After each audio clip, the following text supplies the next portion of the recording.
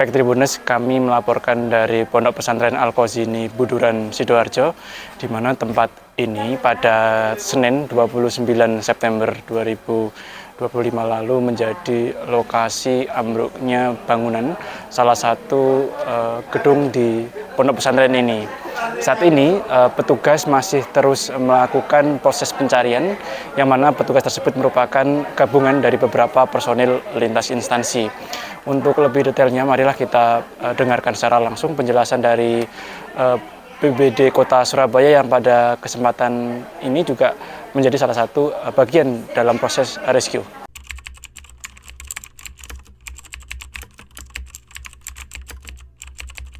Kita mulai awal, kita mendapatkan laporan jam 3, kita melakukan mitigasi dulu terkait dengan warga Surabaya tadi. Apa betul ada dengan adanya warga Surabaya, kita diperintah pimpinan dari pemerintah kota memberangkatkan, awal kita diberangkatkan 10 orang untuk melakukan evakuasi ataupun mitigasi terkait korban dari warga Surabaya tadi. Awalnya 10 orang, Pak. Dari apa, Pak, unsur apa? 10 orang itu dari unsur dari keseluruhan, ada unsur PMK, dari BWD, maupun dari beberapa lainnya. Kita 10 itu dari BWD aja, 10-nya lagi dari DPKP tadi. Nah, jadi awalnya adalah pendataan dulu. Pendataan. Nah, terus itu kita melakukan membantu untuk evakuasi. Setelah diketahui apa yang dibawa dari Surabaya, Pak? Kemarin kita dari DPKP kita membawa unit alat tempur, alat potong maupun alat untuk menaikkan beton itu tadi, untuk menembus dari korban tadi.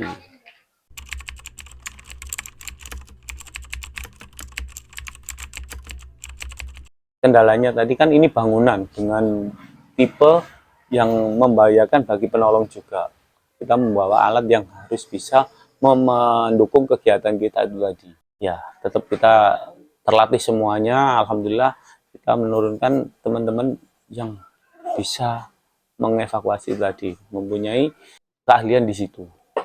Nah, kita kan kita di sini ada yang lebih Basarnas itu tadi, kita di bawah naungannya Basarnas, karena yang Command Centernya itu di Basarnas itu tadi. Ya, kita di bawah perintahnya beliaunya. Kita setelah dia memasukkan aman Basarnas, kita harus membantu tadi. Kita membantu tadi.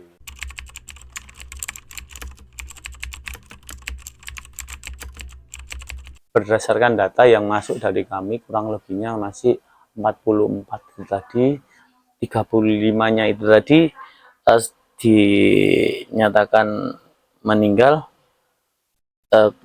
ditemukan, ya kan. Yang lainnya masih dalam pencarian, 9 masih dalam pencarian, kurang lebihnya itu. Nanti belum ada lagi yang masuk lagi ke kami, ini masih data sementara yang masuk ke kami. Mayoritas dari yang ditemukan itu dalam kondisi selamat atau seperti? Alhamdulillah ada yang selamat, juga ada yang meninggal. Waktu penyelamatan, waktu itu selamat, dari rumah sakit dinyatakan meninggal juga ada.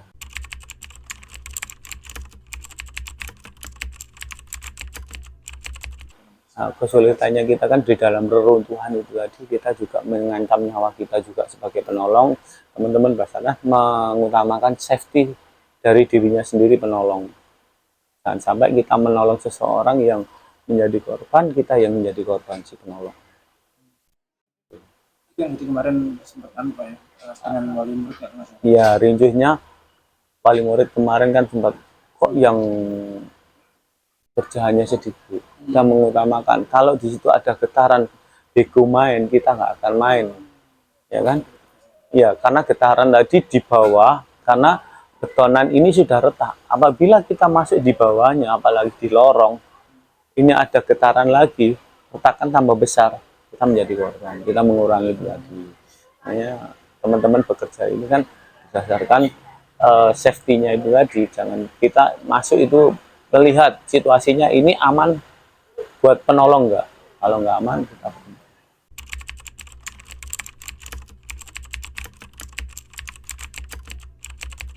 Dan tadi kan semuanya ini stakeholdernya dari Basarnas. Basarnas mempunyai komander tadi, mempunyai wewenang dia memerintah ataupun apa, kita itu sebagai potensi di sini.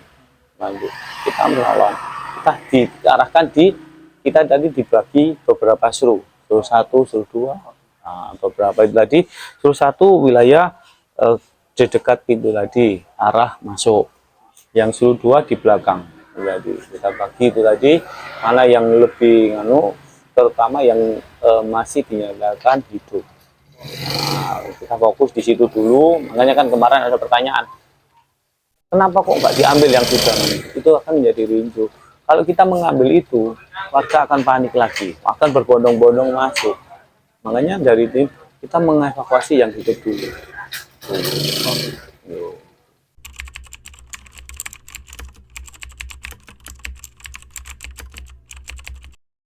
Haikal, nggih. Ya, yang kita menyelamatkan Haikal itu kan adik Haikal sendiri kita selamatkan. Kita tetap komunikasi, kita kasih minum itu tadi. Kita sempat berkomunikasi. Dia bilang, Pak, selamatkan saya. Oke, kami tetap keselamatkan. Kami bisanya ngasih minum dulu. Kami kasih minum. Tetap kami kasih minum. Yang hidup lagi kami kasih minum. Tetap berkomunikasi. Akhirnya kan sambil adik Haikal dikasih, sudah adalah suara berikutnya juga masih hidup. Makanya kan kita mencari celah yang gimana bisa masuk itu tadi. Posisinya di mana dong? Nah, Haikal tadi posisinya ada di kita membuat lorong tadi. Adik Haikal kan pas pintu masuk tadi itu ada sebelah sini ada celah dikit, itu masuk situ kita membuat lubang. Sampai kita membuat lubang karena apa? Kita pertama tidak membuat lubang, adik Haikal tadi terhimpit dari teman-teman Basarnas. Ini terhimpit, gimana caranya kita bisa untuk masuk. Itu tadi sudah masuk pertama, kita sudah berusaha untuk mengeluarkan, tapi keadaan himpitan tadi kita nggak bisa. Kita pikirkan akal lagi, gimana caranya teman-teman Basarnas bisa masuk tadi. Kita berkoordinasi gimana teman-teman Basarnas. Oke, kita buat lubang. Ini tingkat keamanan juga diutamakan. Akhirnya caranya keluarnya dibuat lubang kira-kira dalam 1 meter. Ntar kita nerobos, nah, sistem kayak lubang. Nah, lubang itu tadi kita masuk, sistemnya. Adik Haikal sempat ngomong di situ, saya nggak bisa keluar, terhalang Vario. Vario itu adalah korban juga sampingnya beliaunya, nggak ada di tadi Haikal sampai bilang, saya terhalang Vario di sini. Kan sudah halu karena beliaunya kan sudah capek ya. Seorang anak kecil kalau capek kan halunya gitu. Vario tetap kita, ya bentar, kita menolong sampean, tenang ya, nggak usah banyak bergerakan. Karena beliaunya juga sakit, waktu kita tolong, teman-teman nolong itu tadi, beliaunya kesakitan. Bukan Vario, Mas. Ya kan, orangnya besar. Halunya kan dia bilang, ada Vario, saya nggak bisa keluar. Padahal itu korban yang terhimpit. tapi akhirnya itu lewat. Nah, itu tadi, ini kita keluarkan dulu. Nah, si korban yang menghalangi Haikal kita keluarkan. Nah, tadi teman-teman tim gabungan tadi dikeluarkan. Setelah dikeluarkan ini korban yang dinyatakan meninggal sama teman-teman Basarnas, baru mengeluarkan adik Haikal dengan jarak. Jadi bikin lubang, Pak. Nah, bikin lubang. Teknis bikin lubang dari teman-teman. Ya, tadi kita menggunakan alat drill maupun alat cetok untuk membuat di drill dulu. Habis itu ada pasirnya, kita keluarkan berjalan sambil mencapai komunikasi gimana, jangan sampai anak ini kehilangan akalnya. Kalau sudah halnya terlalu nganu kan, manusia itu kan golden time itu tadi, kita kan menyelamatkan manusia harus diajak komunikasi. Kalau komunikasi sudah tidak ada, ya udah. Apa Pak? Terlalu lama halusinasi dampaknya? Ya itu tadi kan orang capek itu halusinasinya kan ada aja kan. Orang di rumah sakit sama aja, orang di rumah sakit kan halunya kalau aku ini sudah ketemu apa, ya, itu kan bahaya juga, jangan sampai kayak gitu. Makanya kita harus berkomunikasi dengan, hai Kak, kamu sadar, nama kamu siapa, tetap kita panggil itu jadi namanya. Sadar Pak saya, oke. Nah, sampai kita di Haikal tadi kita berikan infus dengan cara minum sama pihak dokter. Di sini kita ada dokter sampai itu kolaborasi, di sini ada dokter. Ini adakah infus? Oke, ada infus yang harus diminum. kita kasih minum, tetap infus tadi juga masuk kepada, tetap kami lakukan komunikasi, tetap jangan sampai bilang komunikasi dengan yang selamat tadi. Kita melakukan mengasih cairan baik minum maupun infus dari dokter yang bertugas di pencarian ini. Sebelum digali, setelah digali kita suplai oksigen karena mengurangi debu yang ada di proses penggalian tadi. Oksigennya tetap pakai oksigen sistem masker ya, bukan oksigen yang nasal dan yang tertutup semuanya karena mengurangi debu yang dikasih oksigen Haikal sendiri atau sama yang temannya yang sementara kan itu Haikal dulu, Haikal yang bisa waktu kami menjangkau itu kan Haikal. Yang lainnya kan ada yang di sebelah, yang video viral di sebelahnya, teman-teman yang lainnya berkomunikasi. Kami fokusnya di teman-teman yang lainnya, kita bagi tim itu tadi, ada yang di sini, ada di sini. jam Kita dikatakan jam ya hampir lebih dari 24 jam tetap melakukan, kita melakukan gimana evakuasi ini. Satu hari pertama kita hanya mencari solusinya gimana, karena ini bisa keluar.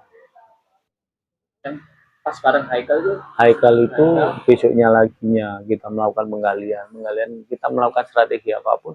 Ketika kemarin ada gonjangan kita keluar, ada kan kemarin ada sedikit nganuan ya, gempa waktu malam, kita sudah melakukan galian, ada gempa, kita harus keluar dulu karena ada retakan tadi ya, takutnya gemuruh. Ternyata di Madura ada gempa 6,1.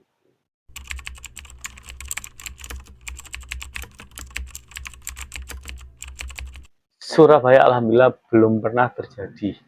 Makanya kan pemerintah kota untuk saat ini dengan kejadian ini pemerintah kota melakukan mitigasi gedung bertingkat. Jadinya apabila terjadi gedung bertingkat, apa yang kita lakukan? Kita mulai dari sini, kita pembelajarannya menyelamatkan di dalam gedung.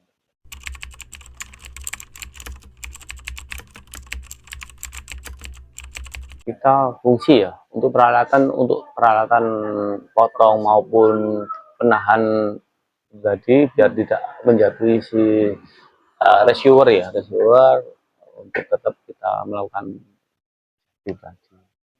Peralatan yang safety untuk bagi teman-teman pencari sangat mendukung untuk peralatan kita yang kita bawa, terutama yang teman-teman DPKP bawa itu.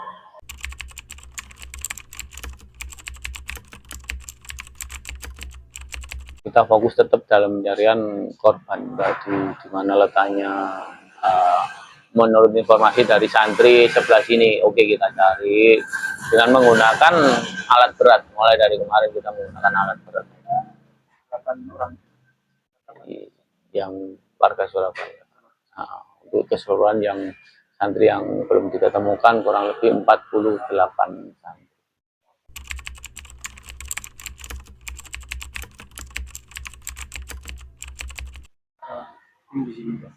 Jadi tetap ya arahannya mencari warga Surabaya sampai ketemu,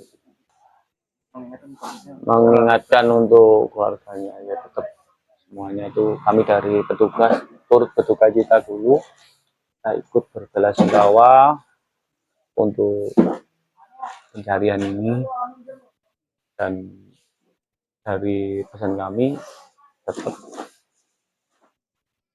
untuk berhati-hati dalam pencarian. Untuk keluarga tetap berbantu kami untuk berdoa aja. Kami petugas berusaha untuk mencari dimanapun keadaannya, tetap kami cari. Baik Tribuners, demikian hasil wawancara kami dengan salah satu tim rescue dari kota Surabaya, Bapak Gusnul Azadi, yang sampai saat ini masih terus melakukan proses pencarian khususnya pada warga Surabaya. Untuk diketahui Tribuners, masih ada sekitar 49 orang yang masih dalam proses pencarian sebagai korban ambruknya Pondok Pesantren Al-Qazini. Sebanyak 117 orang telah ditemukan dengan kondisi 14 orang meninggal dunia dan 103 selamat. Khusus untuk warga kota Surabaya, total ada sekitar 44 orang yang mana 36 sudah ditemukan dan 9 lainnya masih dalam proses pencarian. Berdasarkan penjelasan tim rescue saat ini Pemkot Surabaya masih terus bersiaga di lokasi hingga seluruh korban akan ditemukan nanti. Demikian laporan kami. Download Tribun X sekarang, menghadirkan lokal menjadi Indonesia.